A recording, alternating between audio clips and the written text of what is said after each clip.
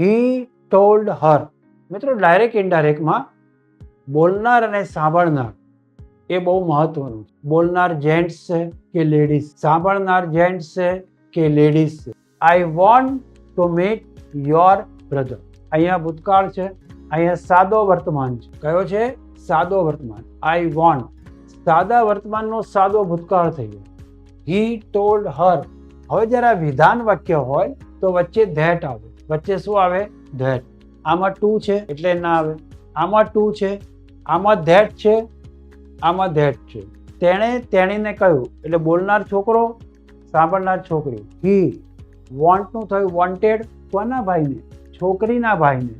એણે શું કીધું? તારા ભાઈને. છોકરાએ શું કીધું? કે તારા ભાઈને મળવું છે. તારો ભાઈ એટલે કોનો ભાઈ?